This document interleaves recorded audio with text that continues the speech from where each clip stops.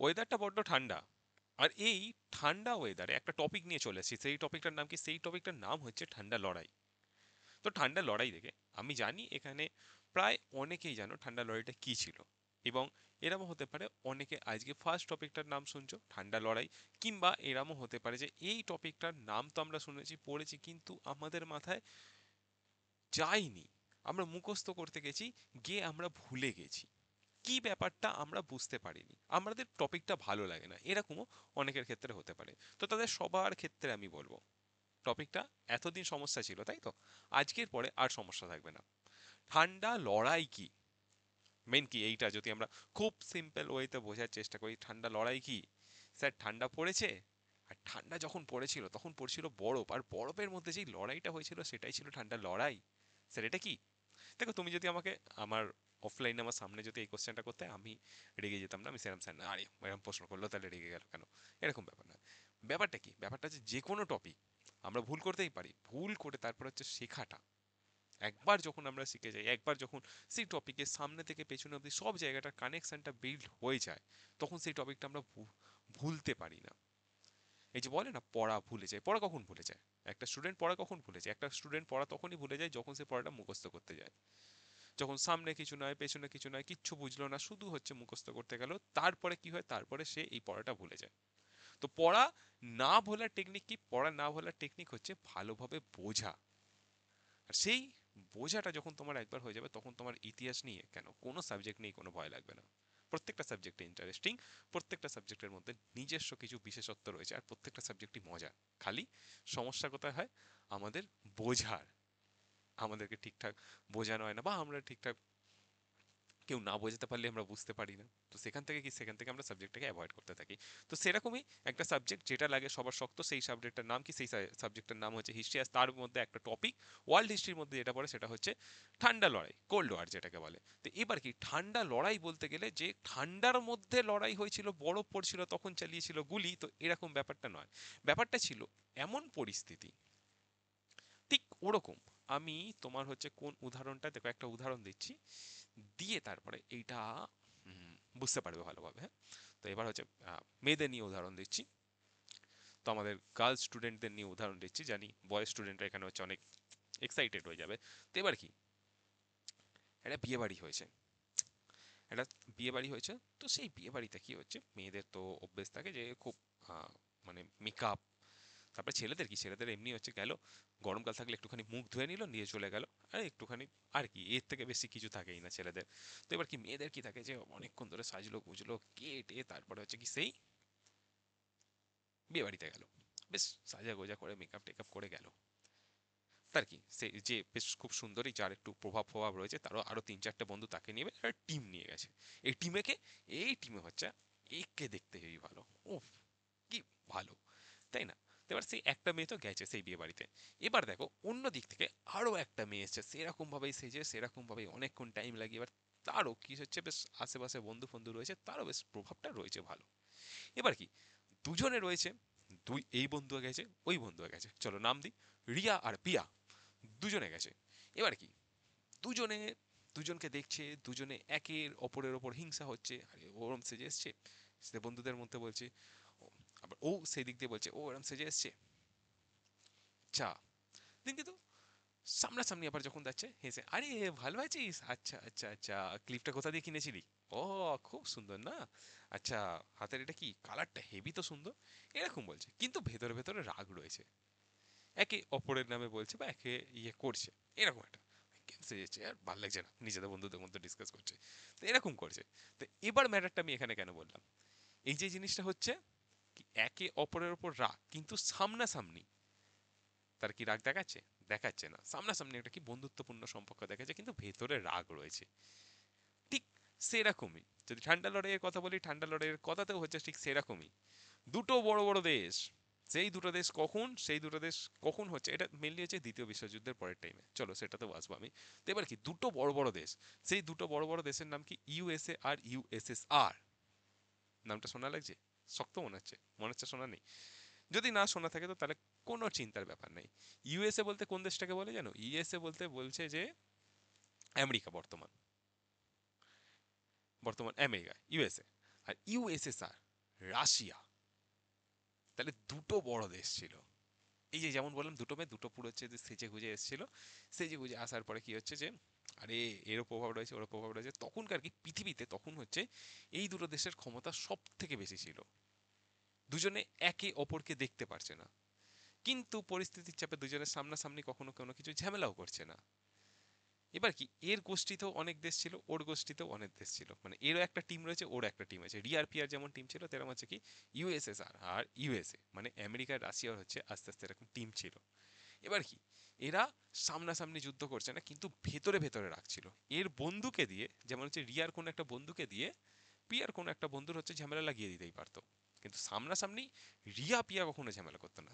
সেরকমই সেরকমই হচ্ছে এইখানে ইউএসএ আর ইউএসএসআর কখনো সামনাসামনি ঝামেলা করতো না, তার সহযোগী দেশগুলোকে একে এরাম ওরম করে হচ্ছে একে ওকে দিয়ে ঝামেলা লাগাতো, যেই ঝামেলার পেছনে হয়তো জানতো যে রাশিয়া আর আমেরিকা রয়েছে, কিন্তু তারা সামনাসামনি যুদ্ধ করতো না, ভেতরে ভেতরে যুদ্ধ করতো। তাহলে পরিস্থিতিটা কেমন?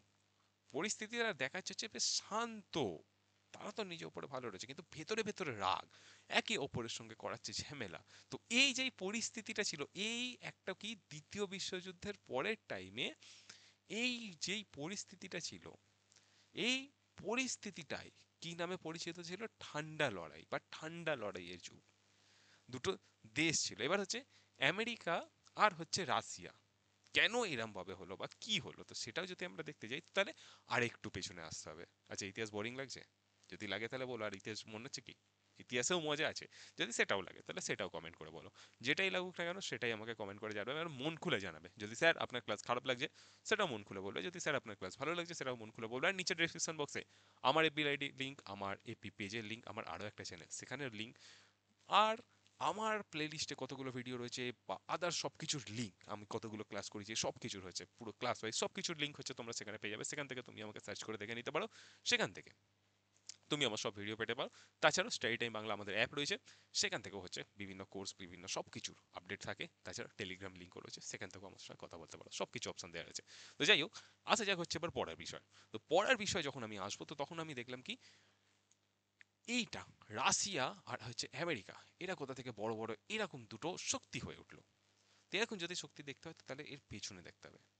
বিশ্বযুদ্ধ হচ্ছে, প্রথম বিশ্বযুদ্ধ দ্বিতীয় বিশ্বযুদ্ধ, এই সব টাইমে না পৃথিবীর বিভিন্ন দেশ একে অপরের সঙ্গে লড়ছে এরকম থাকছে। তো একটা টাইমে যে হিটলারকেও দেখতে পাচ্ছি মুসোলিনিকেও দেখতে পাচ্ছি, এদের সব বিরুদ্ধে কি হচ্ছে, এদের বিরুদ্ধে দ্বিতীয় বিশ্বযুদ্ধে কিন্তু এক টিমে ছিল, এক টিমে আমেরিকা রাশিয়া দুজনে এক টিমে হয়ে হিটলার তারপরে হচ্ছে মুসোলিনি এদের বিরুদ্ধে হচ্ছে যুদ্ধ করছিল। কিন্তু যখন দ্বিতীয় বিশ্বযুদ্ধ শেষ হলো তখন ওখান থেকে দেখলো কি এই যে এক টিমে রয়েছে, এক টিমে দুটো সিংহ রয়েছে, মানে দুটো শক্তিশালী দেশ, দিয়ে তাদের মধ্যে হলো কি এক জঙ্গল মে দো শের নেই রহ সকতে হে। তো দিয়ে তারপরে কি এই সব ঝামেলাগুলো শুরু হলো।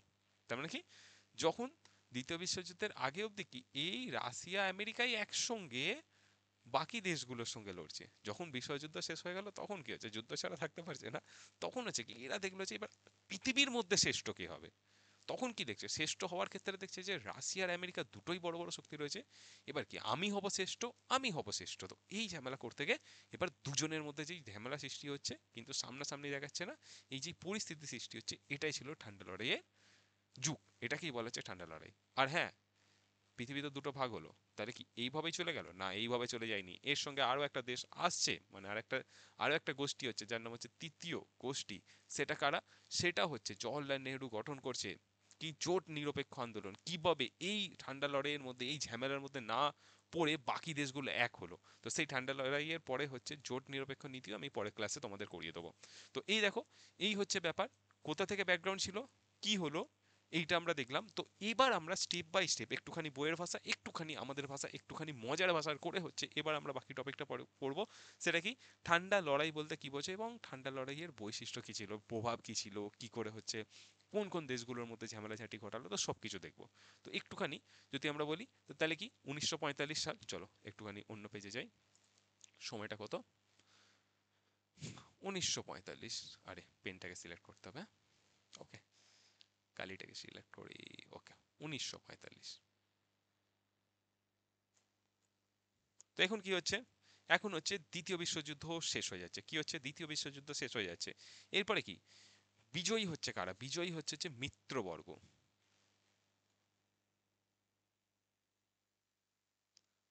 আচ্ছা, দ্বিতীয় বিশ্বযুদ্ধে দুটো টিম ছিল, একটা ছিল মিত্রবর্গ আর একটা কি টিম ছিল, চলো এটা কমেন্ট বক্সে তোমরা কমেন্ট করে জানাবে, ঠিক আছে? যে যে জানো না সেটা গুগল সার্চ করে কমেন্ট করে জানাবে, কিন্তু প্র্যাকটিস তোমার যাতে হয়, তো তার জন্য এই প্রশ্নটা। তো তাহলে কি হচ্ছে, দেখছি যে তৃতীয় বিশ্বযুদ্ধ 1945 হচ্ছে, এক সাইডে মিত্রবর্গ এবং আরেক সাইডে হচ্ছে অন্য একটা টিম রয়েছে। এবার কি পারস্পরিক গোষ্ঠী দ্বন্দ্বতে হচ্ছে বিভক্ত হয়ে যাচ্ছে, এবং এই যখন একটা টিম জিতছে তো সেই টিমে যারা থাকছে কি হচ্ছে, একটা হচ্ছে রাশিয়া, একটা হচ্ছে আমেরিকা। আচ্ছা, আমাকে কি গার্ড হয়ে গেছে? তো রাশিয়া হচ্ছে ইউএসএসআর, রাশিয়াকেই বলা হচ্ছে, আর আমেরিকা হচ্ছে ইউএসএ। দুটো ভাগে ভাগ হয়ে যাচ্ছে। তো এবার দেখো, যদি দেখি না, তো এদের মধ্যে ঝামেলার কারণটা কি? দুজনে তো পৃথিবীর বড় শক্তি হতে চাইছে, এবার কিসের ভিত্তিতে? অনেকের হয়তো এরকম, আমার তো বিরিয়ানি খেতে ভালো লাগে, আরেকজন বলছে বিরিয়ানি কেউ খায় নাকি, মোমো তো আমার বেশি ভালো লাগে। এরকম হয় তো, কার কার হয়? সেরকম হচ্ছে আমাকে জানাবে। কেউ কেউ বলে বিরিয়ানি মোমো তো বাদ দাও, আমার তো ফুচকা খেতে, ফুচকায় হচ্ছে আলাদা মজা আছে, এরকম। তো এবার কি, সবার হচ্ছে টেস্টের যেমন ডিফারেন্স থাকে, সেরকম হচ্ছে কি আইডিওলজি, কারো কিছু জিনিস ভালো লাগে, কারো অন্য কিছু জিনিস ভালো লাগে। তো সেরকম কারো প্লেন ভালো লাগে, তো কারো ট্রেন ভালো লাগে। তো সেরকম হচ্ছে ব্যাপার। তো এখানে কি, গোটা বিশ্ব দুটো কনসেপ্টের মধ্যে ভাগ হচ্ছে। ইউএস এ কি কনসেপ্টে থাকছে, ইউএস এর হচ্ছে ধনতন্ত্র, ঠিক আছে? ইউএস এর থাকছে, কোথায় গেল কোথায় গেল, ধনতন্ত্র।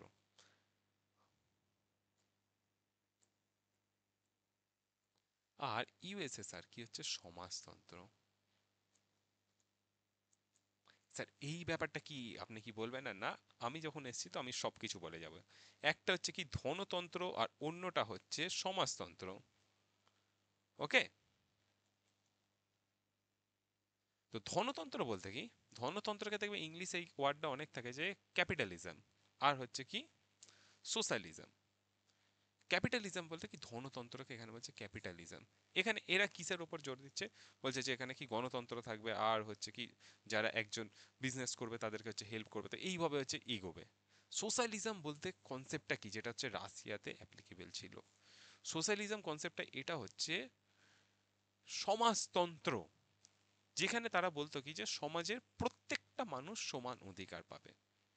এবার কেরাম, যে একজনেই বড়লোকই কেবল বড়লোক হয়ে যাবে আর গরিব হচ্ছে দিনের প্রতিদিন গরিব হয়ে যাবে, তো এই কনসেপ্টটা রাশিয়ার মধ্যে ছিল না। এবার কি, তাদের হচ্ছে এরকম ছিল যে বিভিন্ন এতগুলো হচ্ছে ছোট ছোট জমি রয়েছে। ওকে, এখানে দেখতে পাচ্ছ এতগুলো ছোট ছোট জমি রয়েছে, প্রত্যেকের মালিক এক, কিংবা এরকম না হয়েও যদি এরকম করি,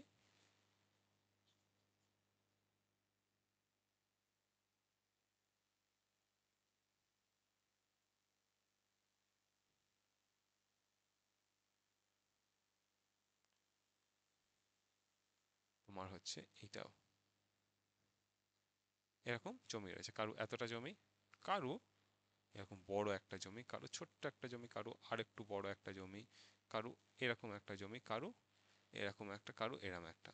তো কি, এখানে আমি একটু ছোট করে দিচ্ছি, কারো এরম একটা, তো কারো এরকম বড় বড়।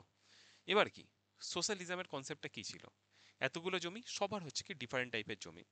এবার কি, যেখানে চাষ করছে, তো তাহলে কি চাষ করছে, প্রত্যেকের জমি আলাদা, প্রত্যেকের জমির পরিমাণ আলাদা, এরকম ভাবে থাকবে।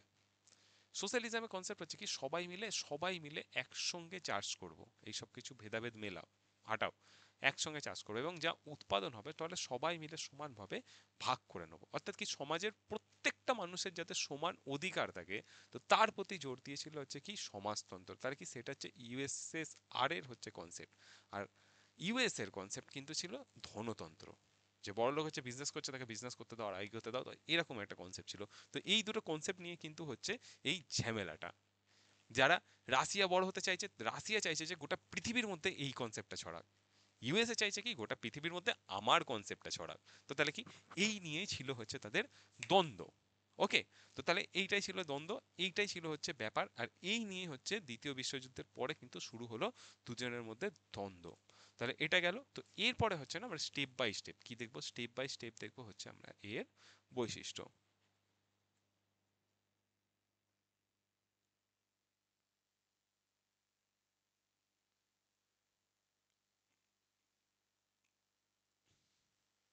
ইজি জিনিস, যা যা বললাম তার মধ্যেই থাকবে। যদি তোমার কখনো হচ্ছে বৈশিষ্ট্য বলে কিছু আসে, এরকম তুমি যেই ক্লাসেরই হও না কেন, তুমি এইচএস দিচ্ছ কিংবা তুমি কলেজে রয়েছো কিংবা যেখানে রয়েছো কম্পিটিটিভ এক্সামের জন্য পড়ছো, কি যাই হোক না কেন, তোমার এই কনসেপ্টটা ক্লিয়ার। তো দেখো মেন কি হচ্ছে বৈশিষ্ট্য বলতে গেলে কি বলে যে কি কি স্টেপ ছিল ডিটেলসে হচ্ছে যখন ডিসকাস, তো কি কি চেয়েছিল তো সেটাই।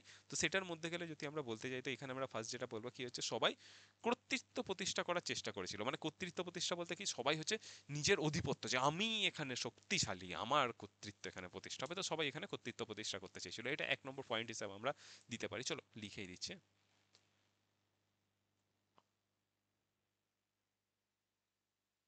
কর্তৃত্ব প্রতিষ্ঠা।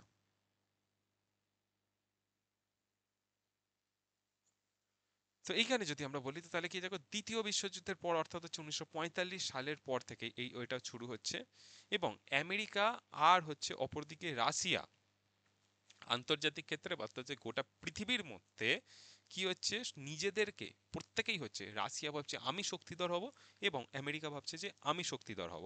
দুজনে কি নিজের কর্তৃত্ব প্রতিষ্ঠা করতে হচ্ছে সচ্চর হয়েছিল দুজনেই। এ ভাবছে আমি বড় হব, তো ও ভাবছে যে আমি বড় হব। তো এই হয়ে দুজনের মধ্যে এটা শুরু হয়েছিল। তারপরে কি বিভিন্ন রাষ্ট্রের হচ্ছে সমর্থন লাভের দ্বন্দ্ব, বিভিন্ন রাষ্ট্রের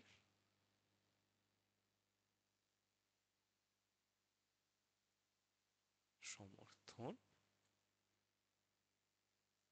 লাভের দ্বন্দ্ব। এই ব্যাপারটা কিরকম, তাই না? ওই রিয়া পিয়ার গল্পটা মনে হচ্ছে, তার কাছে কিছু তার বন্ধু রয়েছে, পিয়ার ক্ষেত্রে পিয়াও কিছু তার বন্ধু রয়েছে। এবার জোর যার মুলুক তার, এটা একটা কথা আছে না? এবার কি প্রিয়ার কাছে যদি, এটা হচ্ছে প্রিয়া, ঠিক আছে, প্রিয়ার হচ্ছে চুল বড় বড়, কি আঁকছি আমি জানি না, ঠিক আছে চলো,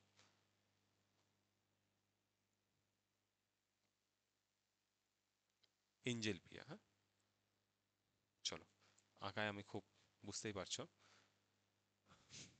তো এই হচ্ছে ব্যাপার। তো এর কাছে যদি এর বন্ধুর সংখ্যা যদি বেশি থাকে, তো তার মানে কি এর প্রভাব বেশি, আর যদি প্রিয়ার কাছে বন্ধুর সংখ্যা বেশি থাকে তাহলে প্রিয়ার প্রভাব বেশি। এরকম হচ্ছে একটা ম্যাটার। তাহলে কি প্রত্যেকে তেমন হচ্ছে কি রাশিয়াও ভাবছে, রাশিয়ার যদি বন্ধু সংখ্যা রাশিয়ার আন্ডারে, অর্থাৎ কি সোশ্যালিজমকে অ্যাডপ্ট করেছে এরাম যদি পৃথিবীতে বেশি সংখ্যায় দেশ থাকে তাহলে কি তার ক্ষমতা বেশি। অন্যদিকে আমেরিকা ভাবছে যে আমার সঙ্গে হচ্ছে যুক্ত আমার বন্ধুরা যদি থাকে বেশি, তো তাহলে কি আমার ক্ষমতা বেশি। তাহলে কি এই দেখো বিভিন্ন রাষ্ট্রের সমর্থন লাভ, অর্থাৎ কি বিভিন্ন রাষ্ট্রকে নিজের আন্ডারে নিতে চাইছে দুটো দেশ, তুমি আমার আন্ডারে চলে আসো, তুমি আমার আন্ডারে চলে আসো। তো এইভাবে কি হচ্ছে দুজনে হচ্ছে দৌড়াচ্ছে, বিভিন্ন দেশকে হচ্ছে নিজেদের আন্ডারে নিয়ে আসার চেষ্টা করছে। এবার কি এই আন্ডারে নিয়ে আসার চক্করে দেখবে যে বিভিন্ন যুদ্ধ, আমি লাস্টে বলবো যে বহু যুদ্ধ হয়েছিল। এবার কি এই যুদ্ধগুলো হওয়ার পেছনে যে কারণটা ছিল সেটা কি, সেটা হচ্ছে এটাই, যেমন হচ্ছে কোরিয়ার যুদ্ধ যদি বলি, নর্থ কোরিয়া সাউথ কোরিয়া।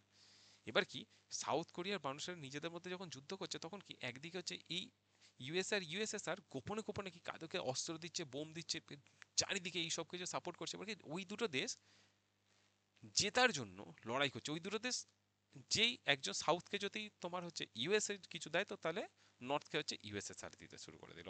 তো এইভাবে এরকম ভাবে কি হলো যে ওরা ওদেরকে অস্ত্র ফস্ত্র দিয়ে মারামারি করাচ্ছে, কিন্তু হচ্ছে পেছনে কে রয়েছে, ইউএস আর ইউএসএসআর। কারণ কি তারা ফান্ডিংটা তারা করছে, দিয়ে হচ্ছে একে অপরের উপরে ঝামেলা লাগাচ্ছে। কারণ কি ও যদি জিতে যায়, একজন যদি জিতে যায় তাহলে কি সে তো আমার সাপোর্টে চলে আসবে, তাহলে কি আমার ক্ষমতাটা বাড়বে। তো এই বলে কি এরা নিজেরা পেছনে থাকছে, পেছনে থেকে কি বিভিন্ন দেশের মধ্যে হচ্ছে কিন্তু দ্বন্দ্বটা করিয়ে দিচ্ছে। তো এরকম হচ্ছে কি বিভিন্ন হচ্ছে ডেটাগুলো উঠে আসে, ঠিক আছে, বিভিন্ন ডেটা হচ্ছে এরকম উঠে আসে। তো এই নিয়ে হচ্ছে বহু মতভেদ মত পার্থক্য রয়েছে, বহু রাইটারদের হচ্ছে বহু কথা রয়েছে এক্ষেত্রে, কোনটা ঠিক কোনটা ভুল এই নিয়ে হচ্ছে বহু অ্যানালাইজ রয়েছে, বহু সমস্যার সমাধান রয়েছে, এর মধ্যে দিয়ে কিন্তু হচ্ছে দিয়ে আসে। ওকে, এইটা গেল। তাহলে এরপরে হচ্ছে কি আরেকটা যেটা আছে 3 নম্বর যদি আমরা দেখি, সেটা কি, সেটা হচ্ছে রাজনৈতিক মতাদর্শগত বিভেদ।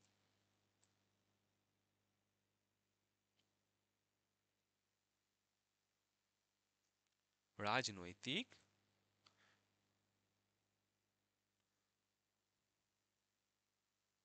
মতাদর্শগত বিভেদ।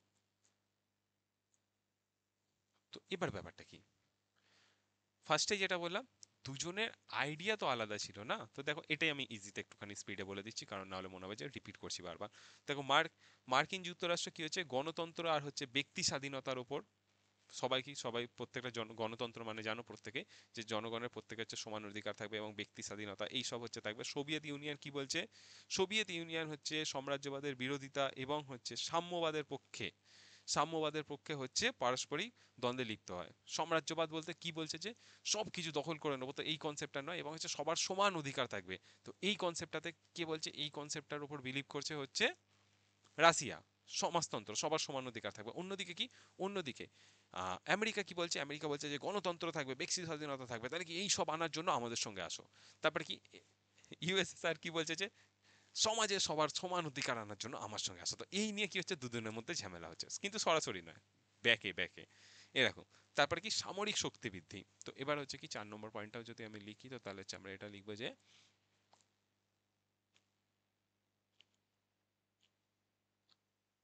সামরিক শক্তি বৃদ্ধি।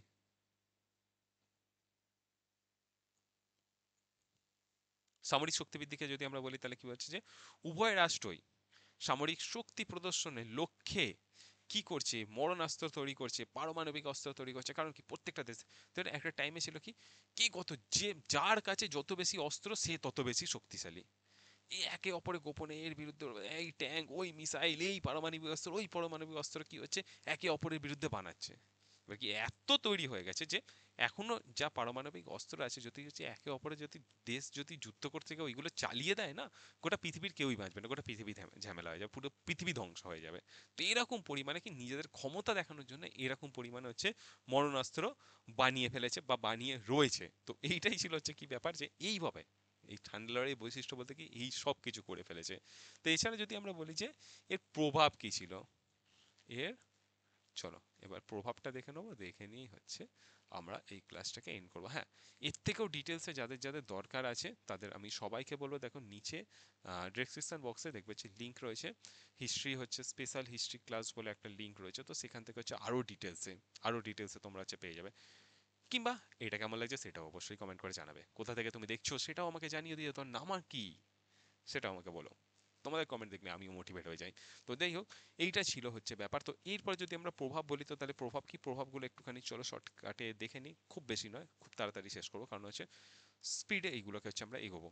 ঠান্ডা লড়াইয়ের প্রভাবে শুধুমাত্র বিশ্ব রাজনীতির মধ্যে নয়, পুরো হচ্ছে বিশ্ব সমাজ সংস্কৃতি সব কিছুকে প্রভাব করেছিল, শুধু রাজনীতি, সমাজ সংস্কৃতি সব কিছুকে প্রভাব করেছিল।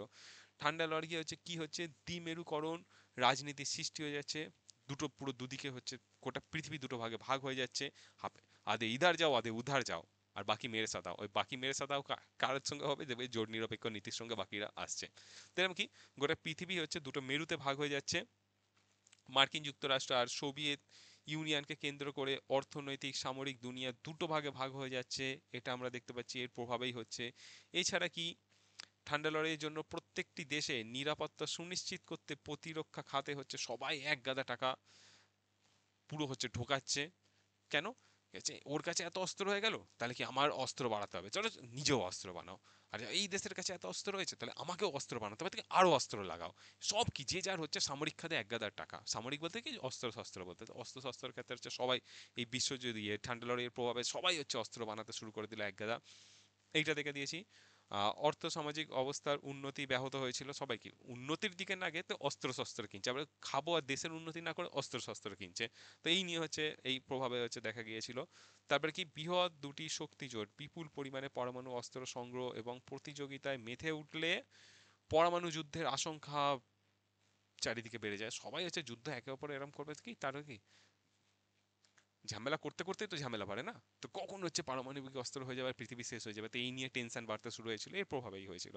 তারপরে কি রয়েছে, ঠান্ডা লড়াইয়ে ধরুন বৃহৎ শক্তি বর্গ, ঠিক আছে, বৃহৎ শক্তি বর্গ আঞ্চলিক সামরিক শক্তি গঠন করতে থাকে। এরপর বিভিন্ন ছোট ছোট সংগঠন বানাতে শুরু করতে হয়। সংগঠনগুলো কি, যে এই এই দেশের আন্ডারে সবাই মিলে কি, যেমন অর্গানাইজেশন বানায় না, যে ছোট ছোট সংগঠন বানাচ্ছে, বলছে যে সব দেশ মিলে এক একটা টিম বানিয়ে নিচ্ছে, বলছে যে তোমাকে অ্যাটাক করলে আমিও চলে আসবো, তোমাকে অ্যাটাক করলে আমিও চলে আসবো, চলো আমরা সবাই মিলে একটা সংগঠন। তো এরকম হচ্ছে বিভিন্ন সংগঠন। তার মধ্যে কি কি রয়েছে, তার মধ্যে রয়েছে ন্যাটো, সি8 রয়েছে, রয়েছে মেডো, এবং পরে হচ্ছে সেন্টো। অন্যদিকে রাশিয়ার ক্ষেত্রে কি রয়েছে, রাশিয়ার ক্ষেত্রে ওয়ারসো চুক্তি, তারপরে হচ্ছে কি কমিনফর্ম, এই সবগুলো হচ্ছে আমরা সংগঠন দেখতে পাচ্ছি। এইগুলো স্টেপ বাই স্টেপ আলাদা আলাদা ভিডিও বানানো হচ্ছে, যে প্রত্যেকটা এই ভয়তেই আসলে কি এর বিরুদ্ধে ওর বিরুদ্ধে সবাই লড়ছে কি ছোট ছোট সংগঠন। আমরা সবাই মিলে এক হয়ে যাই, আমাদের মধ্যে কোনো একজনকে কেউ যদি অ্যাটাক করে তাহলে আমরা সবাই মিলে তার উপরে ঝাঁপিয়ে পড়বো। তো এরকম বিভিন্ন হচ্ছে সংগঠন বানাচ্ছে কি এই ঠান্ডা লড়াইয়ের প্রভাবে। এটা কি চারিদিকে হচ্ছে যুদ্ধ যুদ্ধ যুদ্ধ যুদ্ধ, একটা বাতাবরণ সৃষ্টি হয়ে গেছিল। এই হলো যুদ্ধ, ওই হলো যুদ্ধ, ওইখানে ফাটলো বোম, ও ধুম, এরকম পুরো হচ্ছে একটা বাতাবরণ সৃষ্টি হয়ে গেছিল। তো এইটাই ঠান্ডা লড়াইয়ের প্রভাবে কি এই সব হচ্ছে দেখা গেছে। তারপরে যদি আমরা দেখি ঠান্ডা লড়াইয়ের ফলে কি তৃতীয় বিশ্বযুদ্ধের ধারণা, যেরকম বললো তৃতীয় বিশ্ব বলতে কি এই দুটো। এবার কি এই বাতাবরণ, এই ঝামেলা, এই ঝাঁটির মধ্যে মধ্যে থেকে থেকে কি আরেকটা কনসেপ্ট উঠে এলো, যে কনসেপ্টটা কি তৃতীয় বিশ্ব। তৃতীয় বিশ্ব কনসেপ্ট বলতে কোনটাকে বোঝাচ্ছে, যে আমরা না যাব ইউএসএর সাথে, না যাব ইউএসএসআর এর সাথে, আমরা যাব সিঙ্গেল থাকবো, আমরা সিঙ্গেল থাকবো, যেটা ঠিক সেটার সমর্থন করবো, যেটা ভুল তার সমালোচনা করব। তো এরকম ভাবে কি তৃতীয় বিশ্বের কনসেপ্ট, যে আমরা এই দুটোর মধ্যে জোটের মধ্যে যাব না, বা আমরা কি থাকবো জোট নিরপেক্ষ থাকবো। জোট নিরপেক্ষ নীতি কি সেটা হচ্ছে আসছে আমি পরের ক্লাসে নিয়ে। তো এইটা হচ্ছে দেখা গেল তৃতীয় বিশ্বযুদ্ধ বা জোট নিরপেক্ষ নীতি। আর হ্যাঁ, একটা প্রশ্ন, বলতো জোট নিরপেক্ষ নীতির মেন ফেস কে ছিল, কে মেন মেন লিডার কে ছিল? দেখি কে কে কমেন্ট বলে বক্সে কমেন্ট করে জানাতে পারে। আর সেটা নিয়ে ক্লাস নিয়ে আমি আসছি পরের ক্লাসে। ঠান্ডা লড়াইয়ের বহিঃপ্রকাশ হিসেবে কি হচ্ছে কোরিয়ার যুদ্ধ, তারপর হচ্ছে বার্লিন সংকট, ভিয়েতনাম যুদ্ধ, কিউবার যুদ্ধ, কিউবার ক্ষেপণাস্ত্র, কিউবার মিসাইল ক্রাইসিস যেটাকে বলে, এই সব কিছু, ন্যাটো সংকট, এই সব কিছু দেখা গিয়েছিল কিসের জন্য, এই ঠান্ডা লড়াইয়ের জন্য। এত কিছু যুদ্ধ, পুরো ভিয়েতনামের মধ্যে যে যুদ্ধ হচ্ছে, কি ভেতরে ভেতরে যদি আমরা দেখি যে কারা কোথা থেকে সাপোর্ট আসছে, তো এরকম জায়গা থেকে হচ্ছে সাপোর্ট আসছে, যার জন্য এত বড় যুদ্ধ হয়ে যাচ্ছে। তো এটাই ছিল এই ঠান্ডা লড়াইয়ের বৈশিষ্ট্য কি, ঠান্ডা লড়াইয়ের প্রভাবে কি কি হলো, আর ঠান্ডা লড়াইটা আসলে কি ছিল। তাহলে ঠান্ডা লড়াই কি শীতকালে যখন খুব বরফ পড়ছিল তখন যেই লড়াই হয়েছিল সেই লড়াই, নাকি অন্য কিছু? তুমি কি বুঝলে? যেটা বুঝলে অবশ্যই যাওয়ার আগে কমেন্ট বক্সে কমেন্ট করে জানাবে ঠান্ডা লড়াই আসলে কি, আর ক্লাস কেমন লাগলো। চলো আজ রইলো এতটাই, দেখা হচ্ছে পরের ক্লাসে, চলো টাটা, বাই বাই।